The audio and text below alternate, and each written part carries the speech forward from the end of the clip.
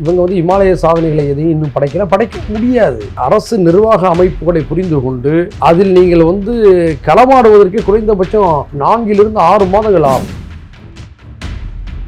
எதையும் பெருசாக சாதிக்கலாம், ஆனால் சாதித்தது மாதிரியா வெளியில் தோற்றத்தை உருவாக்குறாங்க. சமூக வலைதளங்களின் மூலமாக உங்களுடைய கருத்தியலை பரப்புரைகளை கொண்டு போய் சேர்க்கின்ற காரணத்தினாலே நீங்கள் இமாலய சாதனை பெற்றுவிட்டீர்கள் என்று அர்த்தமாகிவிட முடியாது. மிகைப்படுத்தல்கள் என்று தானே வரும். என்னப்பா இது ஆரம்பத்தை ஓராட்டமாக இருக்கு, வயசு கம்மியில் துடிக்காதீங்க. ஒரு முதலமைச்சர் அவர் ஒரு மிகப்பெரிய பொறுப்பில் இருக்கிறாரு. ஒரு ஆணவமாக பேசுவது போல, பிறரை அச்சுறுத்துவது போல பேசுகின்ற பொழுது அது எதிர்மறை சிந்தனைகளை தான் உருவாகும். அவருக்கு தான் கெட்ட பேரா அப்படிதான் பேசக்கூடாது. உங்களுடைய திரைப்பட போஸ்டரை கிழிச்சதுனால தான் நீங்கள் அரசியலுக்கு வரணுங்கிற முடிவெடுத்தீங்க. மக்களுக்கு சேவையாற்றுங்கிற நோக்கம் இல்லை. ஒரு தத்துவத்தை உருவாக்கி அந்த தத்துவத்தை செயல்படுத்தி மக்களுக்கு பணியாற்ற வேண்டும் என்ற எண்ணம் உங்கள்கிட்ட இல்லைங்கிறத நீங்கள் தான் ஒத்துக்கிறீங்க. ஒப்புதல் வாக்குமூலம் கொடுக்காதுன்னு அர்த்தம். அடுத்தடுத்து எப்படி போகும் சார்?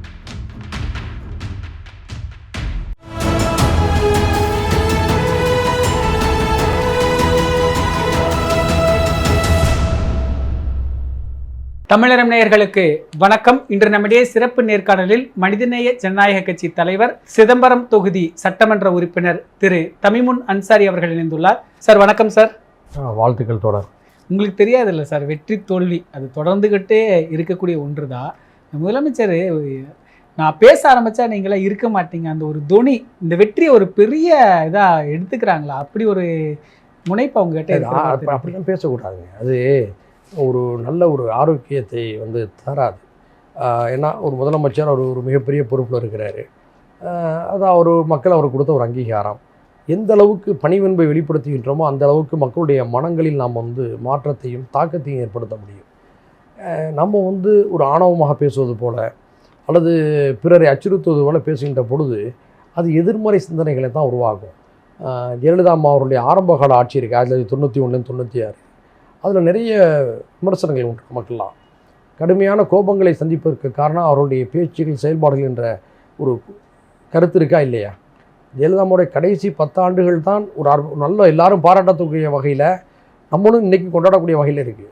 முதல் 5 ஆண்டு காலம் வந்து கடுமையான எதிர்ப்பை சந்திச்சதா இல்லையா? என்ன காரணம்? அதை நம்முடைய முதல்வர் உள்வாங்கணும். கடுமையான வார்த்தைகளை பிரயோகப்படுப்பதோ அல்லது எதிர்த்தரப்பை மிரட்டுவது போன்று வார்த்தைகளை விடுவதோ பொதுமக்கள் ஏற்க மாட்டாங்க என்பதை அவர் புரிந்து கொள்ளணும்.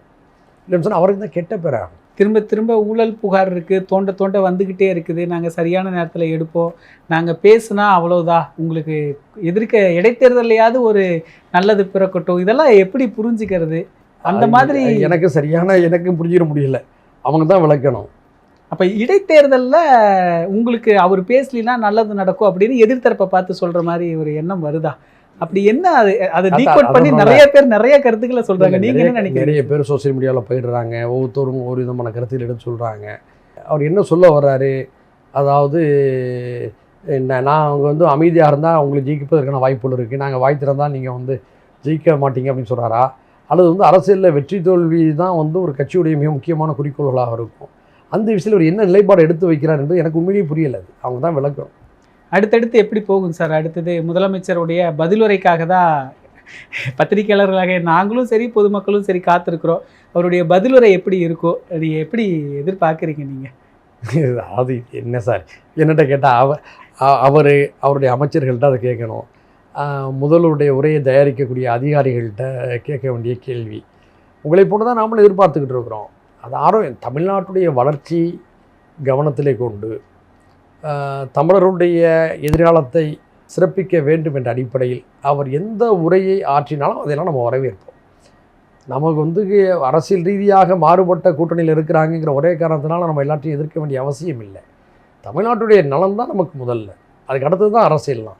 அப்படி ஒரு சிறப்பான ஒரு உரையை அவர் கொடுத்தாருன்னு சொன்னோம்னா அதை நம்ம வரவேற்போம். அதே நேரத்தில் போன முறை அந்த கவர்னர் உரைக்கு அவர் பேசிய போது அப்பாவை காணலை, நான் ஆக்ஷன் பண்ணிக்கொள்ளட்டுமா அப்படிலாம் சொன்னார் இல்லையா?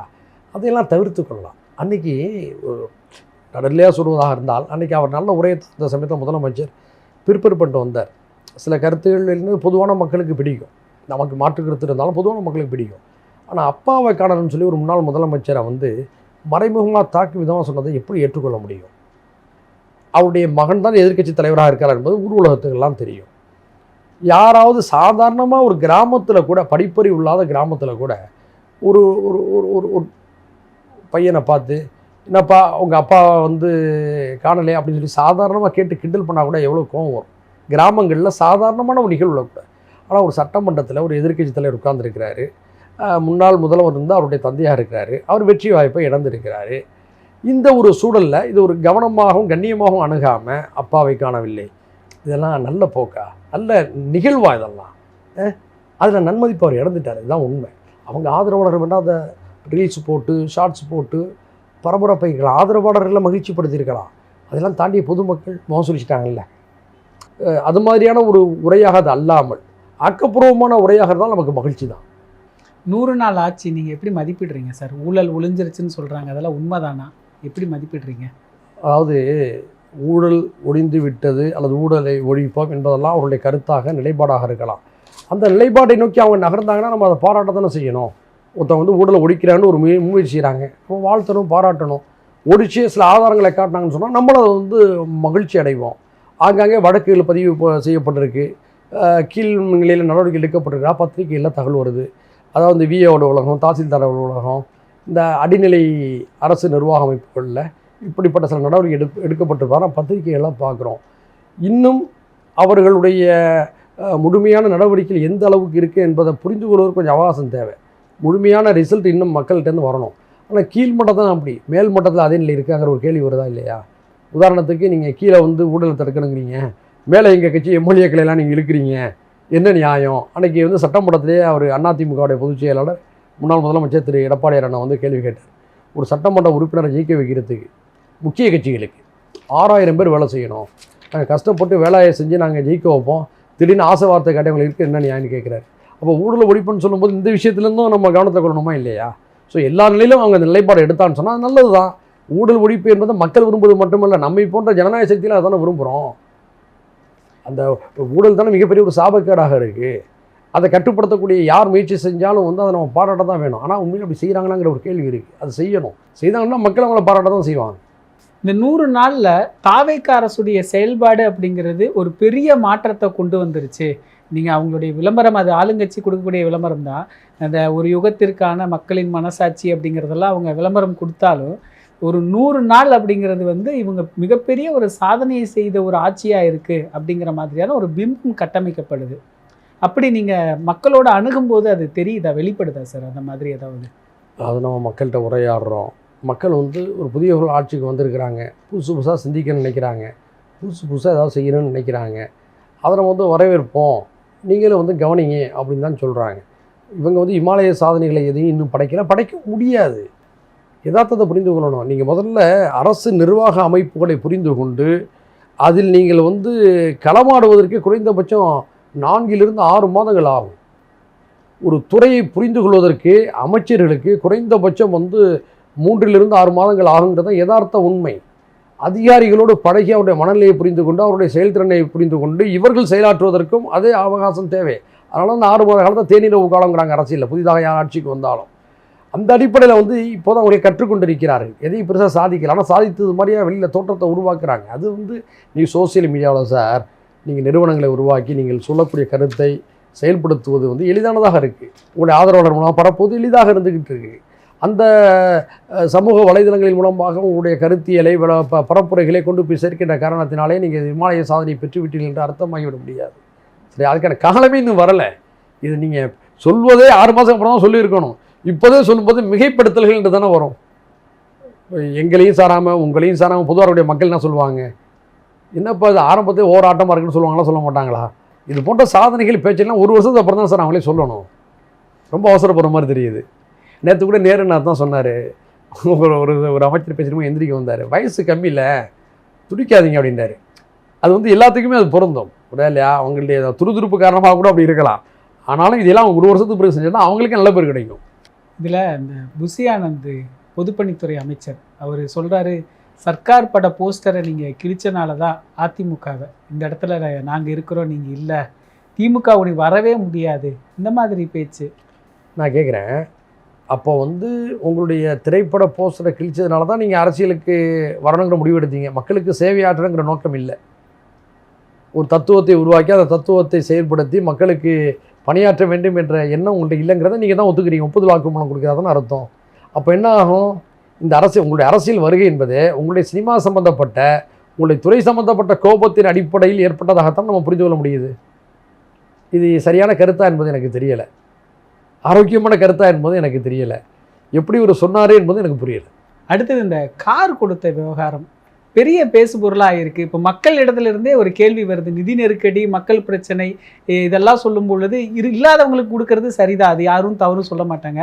நிறைய பேர் 8 கார் 10 கார் வச்சுருக்கிறவங்களுக்கெல்லாம் திரும்ப கார் கொடுக்கறது நீங்கள் எப்படி பார்க்குறீங்க ஒரு சட்டமன்ற உறுப்பினராக? அதாவது சட்டமன்ற உறுப்பினர்களுக்கான படி, அவங்களுடைய உதவியாளர்களுக்கான சம்பளம், அவங்க வாகனங்களுக்கான எரிபொருள், பழுதுபார்ப்புக்கான கட்டணங்கள்லாம் உயர்த்தியிருப்பது சரிதான். பிற மாநிலங்களில் இதை விட அதிகமாக இருக்குது. நாங்கள்லாம் வந்து தொகுதிக்கு போயிட்டோம்னா ஒரு நாளைக்கு குறைந்தபட்சம் கிராமம் அப்படி சுற்றி வரும்போது பார்த்திங்கன்னா 200 கிலோமீட்டருக்கு மேலே வந்துடும் சில சமயத்தில். அது நான் கட்சித் தலைவராக இருக்கிறதுனால தமிழ்நாடு முழுக்கவும் நாங்கள் போக வேண்டியது வருது ஒவ்வொரு வாரத்துக்கும். செலவினங்கள் இருக்குது. அது போன்ற உறுப்பினர்களுக்கு வந்து இது பொருத்தமானது. அதே நேரத்தில் புதிதாக வந்த அனைத்து கட்சியை சேர்ந்த உறுப்பினர்களுக்கும் கார் என்பதில் ஒரு நடைமுறை கேள்விகள் இருக்குது. இப்போது அதிமுகவில் மரியாதைக்குரிய உறுப்பினர் லீமா ரோஸ் இருக்கிறாங்க, அவங்கெல்லாம் எவ்வளோ பெரிய செல்வந்தர்கள். அதே போன்று திமுகவிலையும் இருக்கிறாங்க.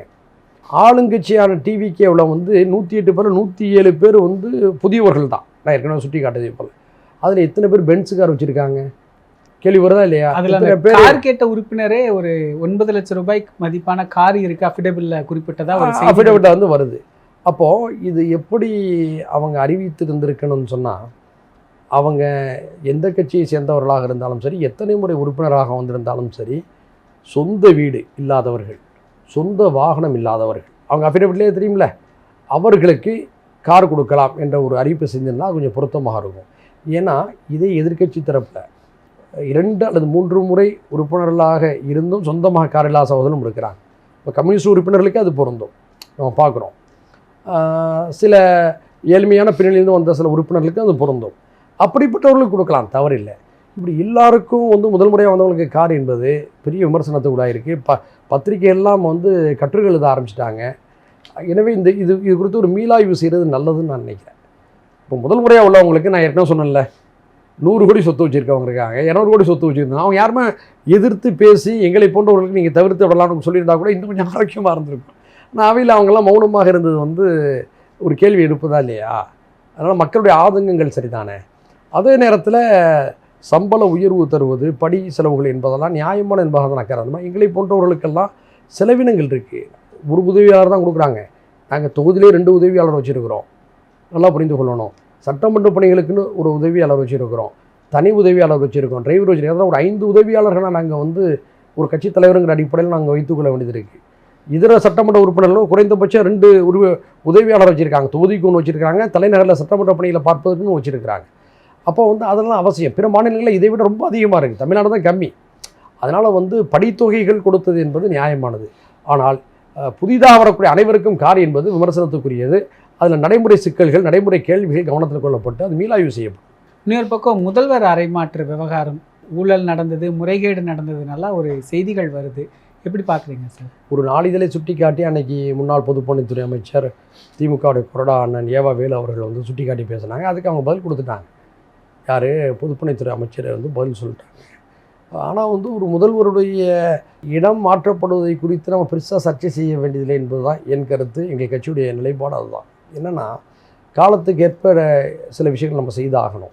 இந்த சட்டமன்றமே புதிதாக மாற்றப்படணும் என்பது தான் எங்கள் கட்சியுடைய விருப்பம், எங்களுடைய கோரிக்கையை நாங்கள் பேசணும். ஏன்னா அன்றைய சூழலுக்கு அது கட்டப்பட்டுச்சு, இன்றைய சூழலுக்கு அது மாற்றப்படணும். எல்லா மாநிலங்கள்லேயும் அத்தகைய நடவடிக்கைகள் அந்த மாநில அரசில் எடுத்துக்கிட்டு இருக்கிறாங்க.